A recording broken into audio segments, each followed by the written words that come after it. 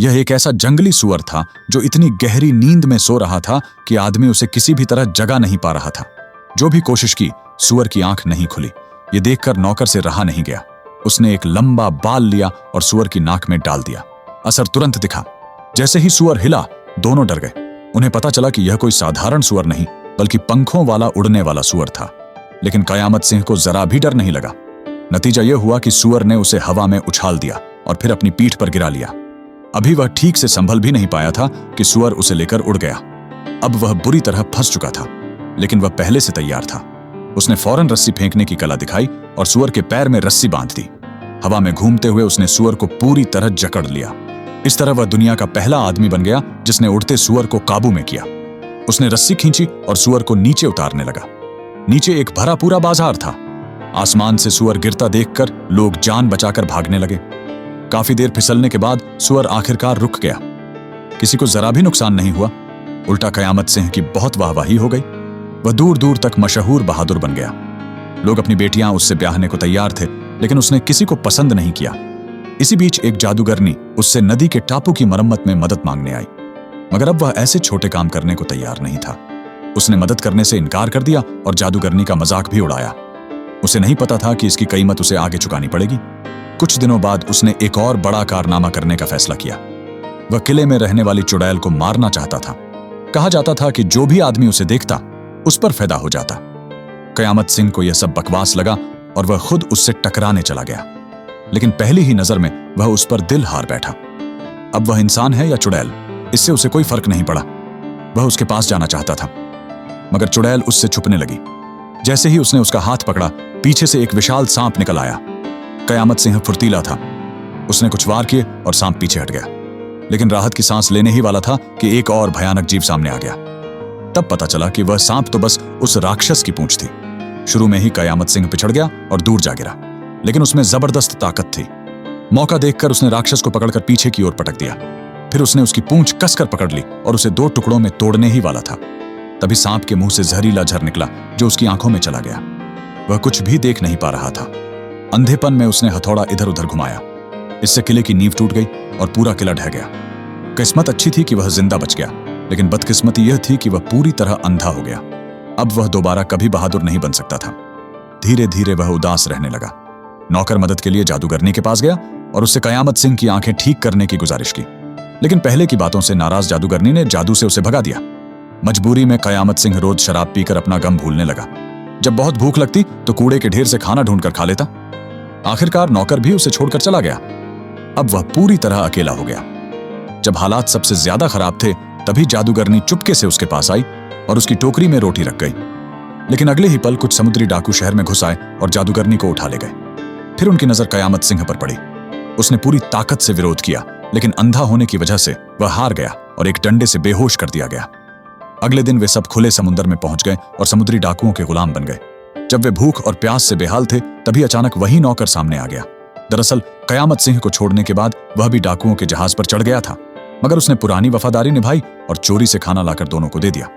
ठंडे इलाके में पले होने की वजह से उन्होंने कभी केला नहीं देखा था।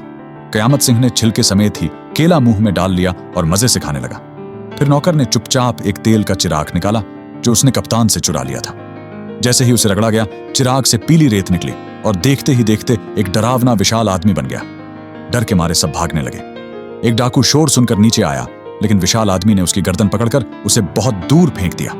खतरा समझते ही कयामत सिंह ने जोर लगाया, अपनी जंजीरें तोड़ी और विशाल आदमी पर टूट पड़ा। उसने तलवार से हमला किया, लेकिन आंखों से न देख पाने की वजह से एक जोरदार थप्पड़ खाकर दूर जा गिरा। खूंखार विशाल आदमी को देखकर नौकर कांपने लगा और दिल से दुआ की कि वह जहां से आया है वहीं लौट जाए। हैरानी की बात यह थी कि अगली ही पल वह विशाल आदमी वापस चिराग में चला गया। तभी नौकर को समझ आया कि यह कोई आम चिराग नहीं, बल्कि जादुई चिराग है। कहानियों में सुना है कि ऐसा चिराग 3 ख्वाहिशें पूरी करता है, लेकिन ख्वाहिश बोलने से पहले ही डाकू की तलवार नौकर की गर्दन पर आ गई और चिराग छीन लिया गया। कुछ समय बाद जहाज किनारे लगा। तीनों को रहस्यमय और अमीर मिडिल ईस्ट ले जाया गया और बेचने के लिए खड़ा कर दिया गया। एक बूढ़ा, एक बच्चा और एक चोर। कौन खरीदेगा? लेकिन एक अमीर आदमी जिसके पास बहुत पैसा था, उसने तीनों को एक साथ खरीद लिया। हैरानी की बात यह थी कि उसने उन्हें गुलाम नहीं बनाया। उसने उन्हें अपने रेगिस्तान के आलीशान महल में रखा, बढ़िया खाना दिया और आराम से रहने दिया। मशीन जैसे कछुए खाना परोसते देख तीनों दंग रह गए। असल में वह अमीर आदमी एक ज़हीन आविष्कारक था। उसने तकनीक से दौलत कमाई थी और हजारों साल की उम्र पाई थी। वह गुलाम इसलिए खरीदता था ताकि उन्हें फिर से आजादी दे सके। वाकई वह बहुत बड़ा नेक इंसान था। इसके बाद अमीर आदमी तीनों को अपनी लैब में ले गया। उसने खुले दिल से अपनी बनाई हुई जवानी की दवा दिखाई, जिसे देखकर खूबसूरती पसंद करने वाली जादूगरनी भी हैरान रह गई। लेकिन असली बात कुछ और थी। जैसे ही अमीर आदमी को पता चला कि कयामत सिंह की आंखों की रोशनी चली गई है, उसने एक अजीब सा हेडबैंड निकाला और उसके सिर पर पहनाया। अचानक एक चमत्कार हुआ। कयामत सिंह की आंखों के सामने एक खास तरह का लेंस आ गया और वह फिर से देखने लगा। खुशी में उसने अमीर आदमी को जोर से गले लगा लिया और दिल से शुक्रिया अदा किया। लेकिन अगले ही पल उसकी मुस्कान गायब हो गई, क्योंकि अमीर आदमी ने वही जादुई चिराग निकाल लिया। तीनों डर गए और उसे सावधान किया कि यह खतरनाक है। अमीर आदमी बिल्कुल शांत रहा। उसने चिराग को रगड़ा और एक मशीन के बीच रख दिया। तभी एक डरावना विशाल आदमी बाहर आ गया। जैसे ही वह हमला करने वाला था, अमीर आदमी ने मशीन चालू कर दी और उस विशाल आदमी को ऊपर लगे यंत्र में खींच लिया। यह देखकर तीनों की आंखें खुली की खुली रह गईं। उन्हें समझ आ गया कि तकनीक कितनी ताकतवर है। तीनों अमीर आदमी के बहुत बड़े फैन बन गए। तभी एक मशीन वाली चिड़िया एक चिट्ठी लेकर आई। उसमें लिखा था कि हाल ही में एक भयानक दानव कई बेगुनाह लोगों को मार चुका है।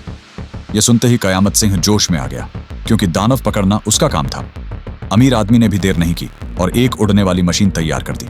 जाने से पहले उसने साफ कहा कि दानव को जिंदा पकड़कर लाना है ताकि उस पर वैज्ञानिक रिसर्च हो सके। तीनों उड़ने वाली मशीन में बैठे और कुछ ही सेकंड में दानव की जगह पहुंच गए। अमीर आदमी का दिया हुआ हाईटेक पिंजरा लगाने के बाद कयामत सिंह अकेला गुफा के अंदर गया।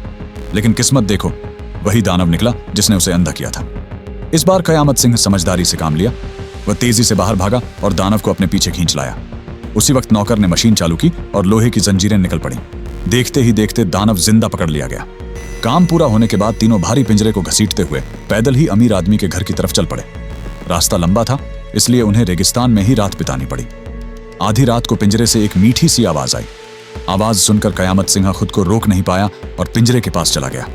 जब उसने पिंजरा खोला तो अंदर वही सुंदर औरत थी जिसे वह दिल ही दिल में चाहता था। बिना सोचे समझे वह उसे बाहर निकालने लगा। जादूगरनी ने तुरंत पिंजरा बंद कर दिया और समझाया कि यह सब दानव की चाल भी हो सकती है। लेकिन कयामत सिंह पर तो प्यार का नशा चढ़ चुका था। उसने किसी की बात नहीं मानी और फिर से पिंजरा खोल दिया। यह देखकर जादूगरनी को गुस्सा आ गया।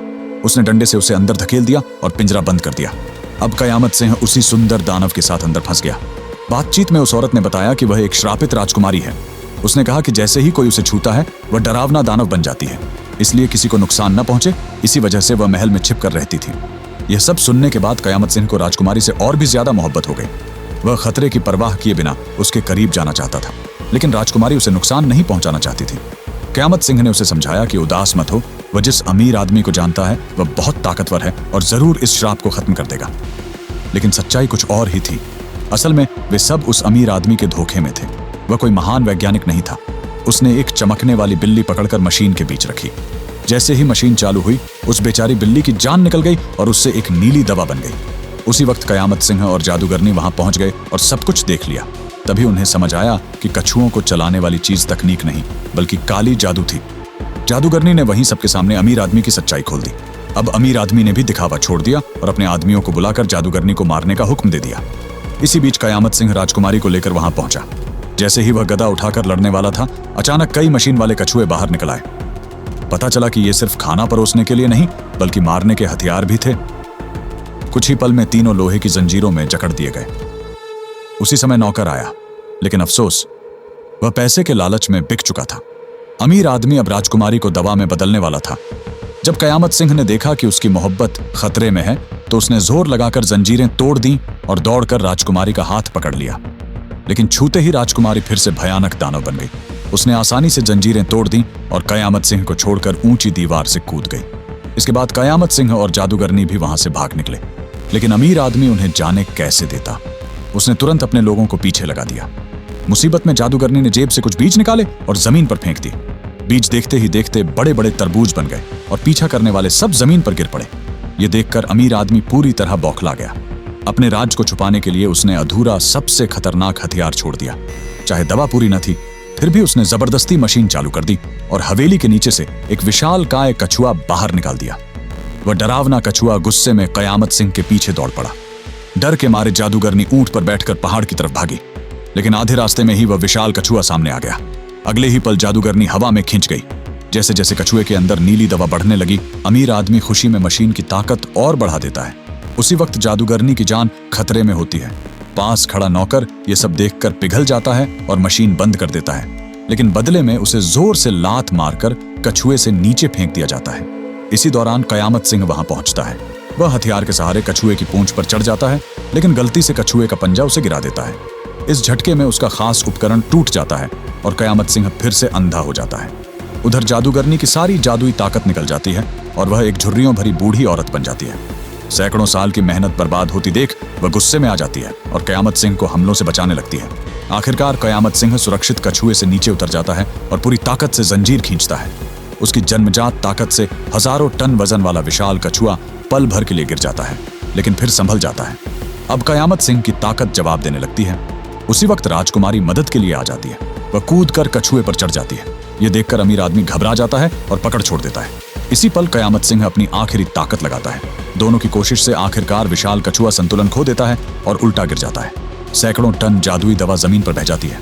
1000 साल की मेहनत एक पल में खत्म हो जाती है। अमीर आदमी का दिल टूट जाता है, लेकिन बदला लेने के लिए वह एक गुप्त बटन दबाता है। उसकी पीठ से पंख निकल आते हैं और वह उड़कर भागने की कोशिश करता है, लेकिन वह तुरंत निशाने पर आ जाता है और गिरकर जादुई दवा में डूब जाता है। वहीं उसकी मौत हो जाती है। उसके झर से नीली दवा काली हो जाती है। दुख की बात यह है कि गिरता हुआ विशाल कछुआ कयामत सिंह पर आ गिरता है और वह भी मर जाता है। राजकुमारी टूट जाती है और उसकी आंखों से नीले आंसू गिरते हैं। जैसे ही वे आंसू कयामत सिंह के चेहरे पर पड़ते हैं, वह चमत्कारिक रूप से जिंदा हो जाता है। उसकी आंखों की रोशनी भी वापस आ जाती है। वह भावुक हो जाता है और कसम खाता है कि राजकुमारी के श्राप को जरूर खत्म करेगा। अब राजकुमारी उससे और झूठ नहीं बोल पाती। वह सच बताती है कि लोगों की कहानी गलत थी। असल में वह शुरू से ही राक्षस थी और श्राप ने उसे सुंदर इंसान बनाया था ताकि वह और वीरों को फंसा सके। कयामत सिंह समझ जाता है कि वह और राजकुमारी कभी साथ नहीं रह सकते।